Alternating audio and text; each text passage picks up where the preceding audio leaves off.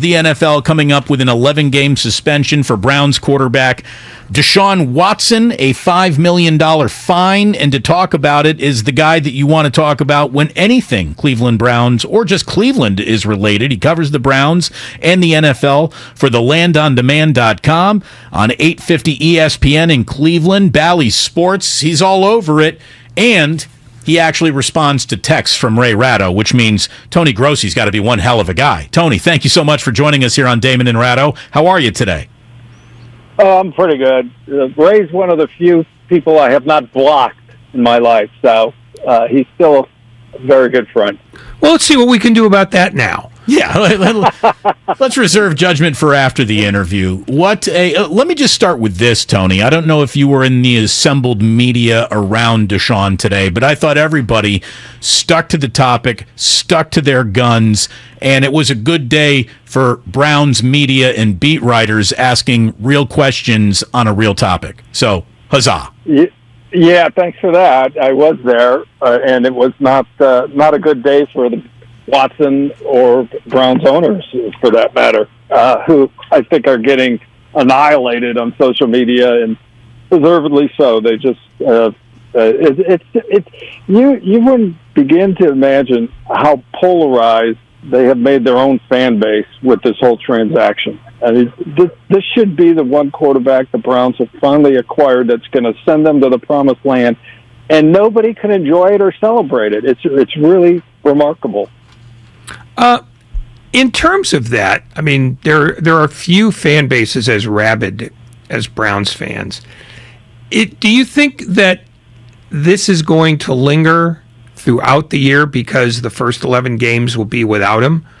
Or do you think they will revert to type and by the time he comes back, they'll be rooting for the shirt?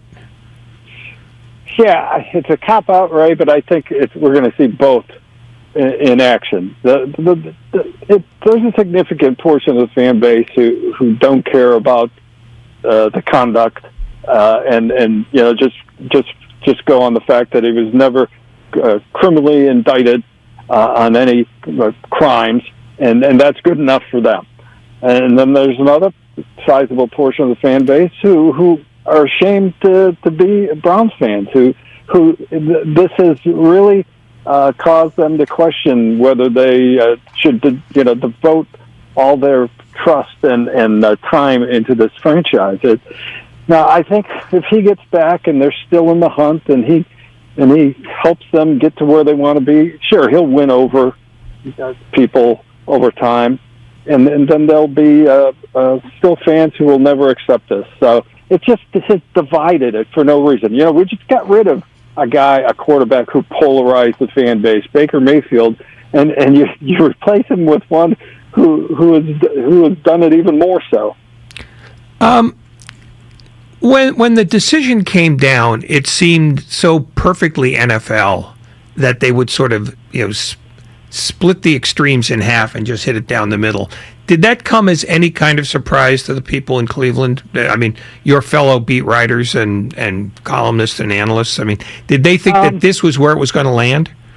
Well, nobody had 11 games in the pool, right? In the gambling, the lottery of how many games. It was always 8, 12, 8, 10, or 12. So, and the fact that Houston is his first game back was surprising. A lot of people thought they would wait for that to pass. Myself, I think the NFL is penalizing the team and its fans more than they're penalizing the person. I thought it should have been reversed. It should have been a heftier fine, even though he could afford it. It's just a drop in a bucket. It should have been a heavier fine, like 10 to 12 million, and fewer games suspension, like 8 or something. Because I think the team suffers more from this discipline than Deshaun Watson. Tony Grossi, who covers Cleveland like a blanket, joining us here on Damon and Ratto.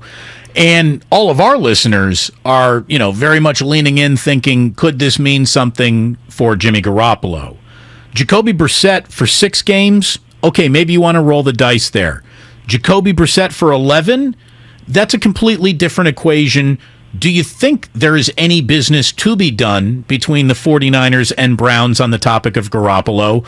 Or are they comfortable enough with Brissett starting the year where at this point they would just wait for the 49ers to cut Garoppolo and kind of play a game of chicken with a lack of interest in him in the rest of the league and then bring him up to speed when the schedule gets more tooth to it? You know, I'm probably one of the biggest Garoppolo fans in Cleveland, believe it or not, and I get no evidence whatsoever that they will pursue Garoppolo even when released. He does not have an advocate in the Browns building for whatever reason, whether he doesn't score well on the analytics meter, whatever it is. They have shown no evidence, and I've checked my sources on this pretty regularly.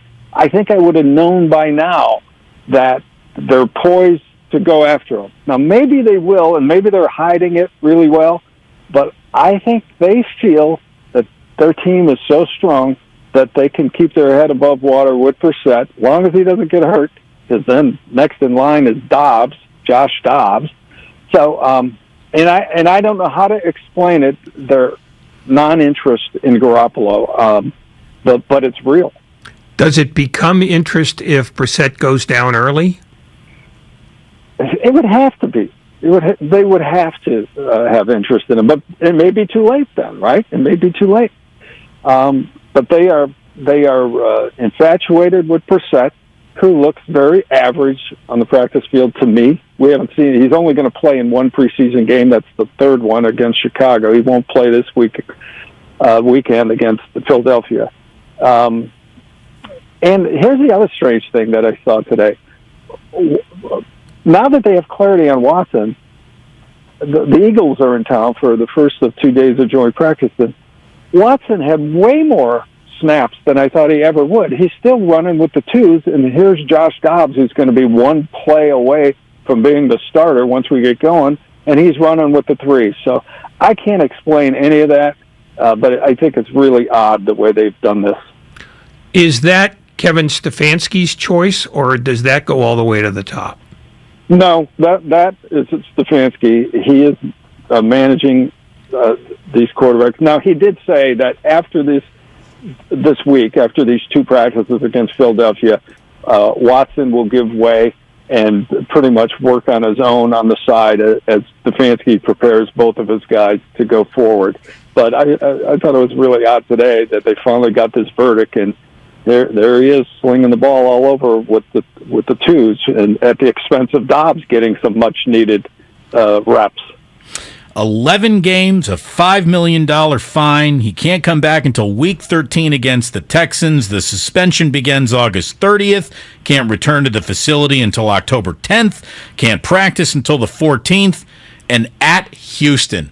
Leave it to the NFL, Tony, to seriously have, a light at the end of a tunnel, I guess, if you will, because the morbid interest in his return will be enough to get that game a spectacular rating now.